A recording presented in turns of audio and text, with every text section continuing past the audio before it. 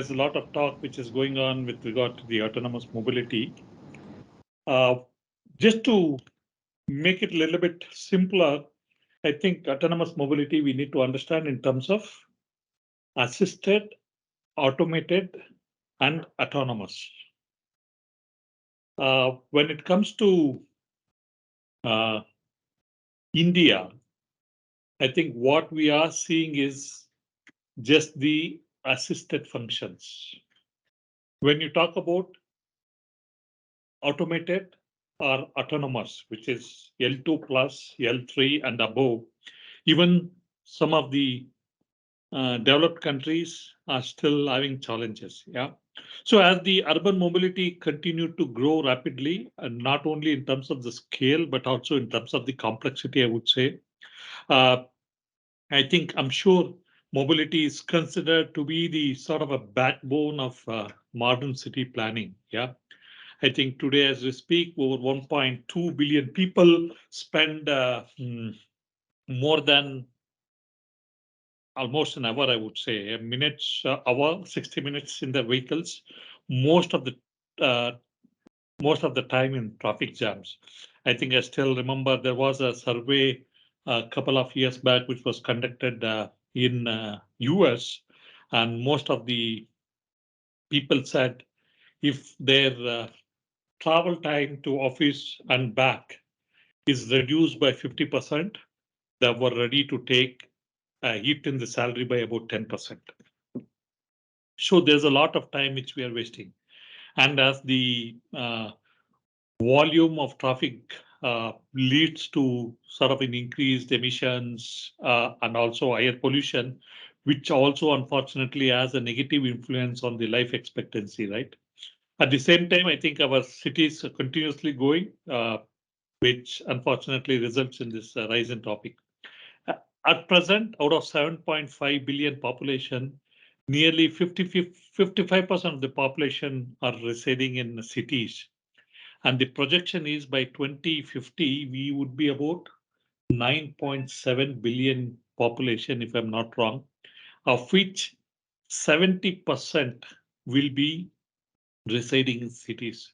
So you can understand what are the challenges which are going to be for the cities. I think in the future, the adoption of certainly the autonomous mobility for public transport will be a sort of inevitable and will transform the mobility landscape and prove this to be beneficial, not only by being efficient, but also in terms of the road usage.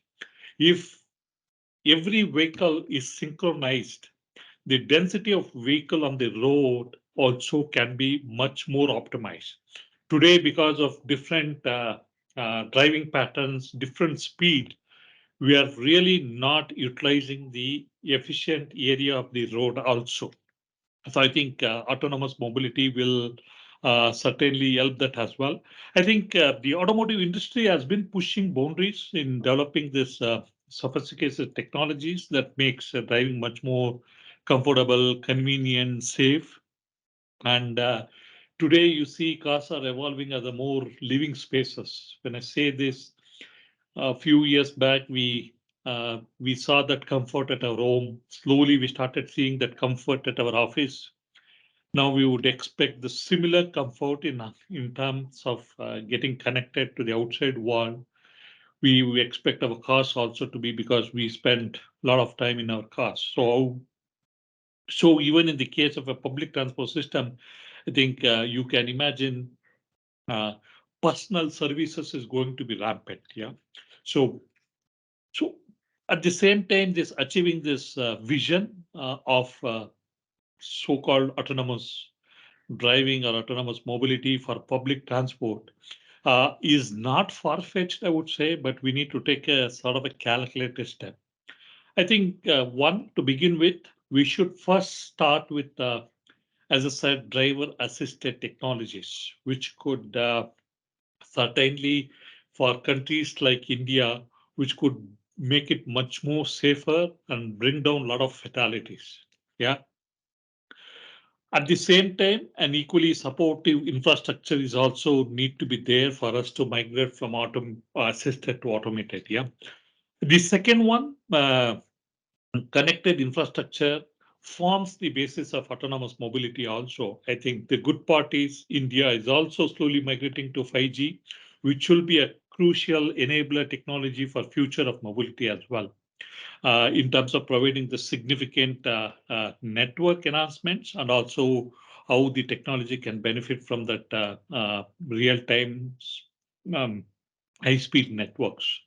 Uh, because the real-time communication between vehicles, vehicle to infrastructure, and also with the number of connected devices will be possible because of the increased data speed. Today, car is becoming much more sort of a software defined vehicle, and also it's no more a vehicle which takes you from point A to point B. Rather it's becoming more of a extended IoT device. Sitting inside the car, you want to get connected to the outside world. You want to, as a consumer, we would like to do lot many things. So that's where the 5G also certainly helps. So as a result, this 5G will assist to improve the driving safety, comfort, and also efficiency even more. Yeah, when I say efficiency, we can do lot many things sitting inside the car, connecting to the outside world. So reaching various levels of autonomous driving, we need to certainly furnish some amount of policies that secure the vision each country would have. With vehicles sort of taking over the driving decisions, I think a lot of ethical questions will challenge us. Tomorrow, if there is an accident, who is responsible for that? Is the consumer who's sitting inside the car? Is it the car manufacturer? We don't know. So yes, the whole idea of autonomous public transportation is not sort of an overnight job. Yeah, this has to evolve. Even these are some of the challenges even the advanced countries are facing, despite being the technology already available. So autonomous vehicle should be first tested, I would say, in a more controlled environment and slowly expand the scope to a larger area once we gain confidence and exceptional results. So that's very, very important. So you cannot straight away jump into, okay, make a car which is level 3, but this needs to be supported with driving behavior, the infrastructure, and also what you call the signboards. It has to be of standard, international recognized standards. So all this also will come into picture. So I think the best thing to start with, doing it in a controlled atmosphere where you have a much bigger control than a public space, and from there we can have all this. Yeah.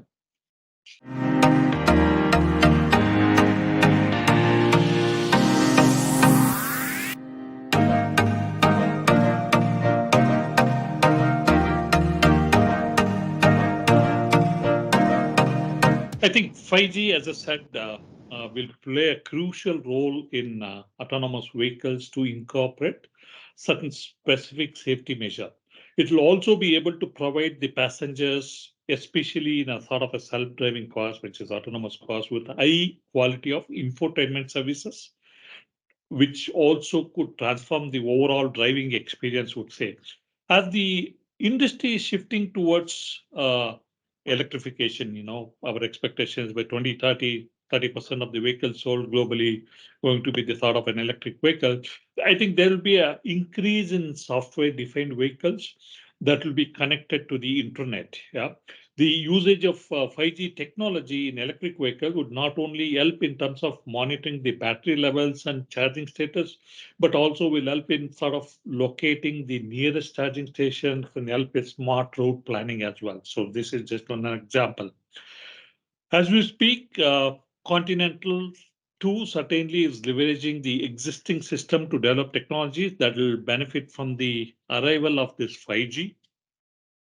Already, I would say we have already introduced several technologies that allows car to take some amount of preventive measures against a potential threats.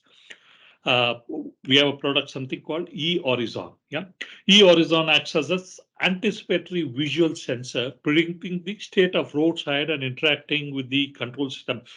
Just to explain how this works, when you want to go from point A to point B, when you enter that in the map location certainly not only optimizes the shortest and the fastest distance, it also scans all the regulations which will be applied for that route in terms of speed, in terms of no parking, in terms of whatever you call, yeah. So that will optimize and warn the driver well in advance, yeah.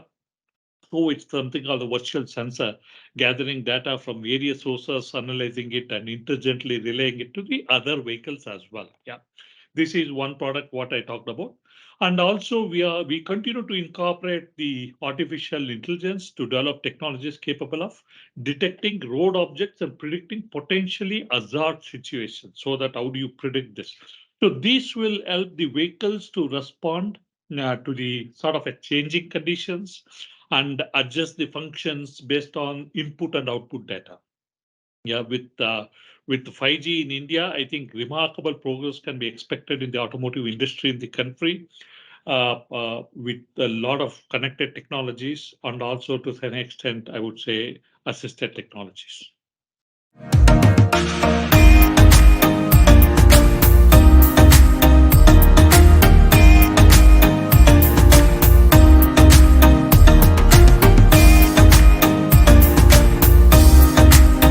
See, I briefly talked about this regulatory framework.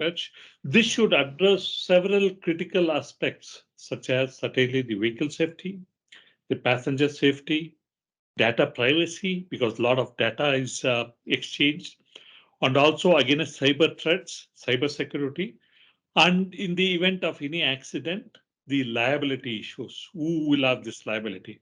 I think there should be standards for testing and certification of this autonomous public transport systems to ensure that they continue to remain safe and reliable for the passenger.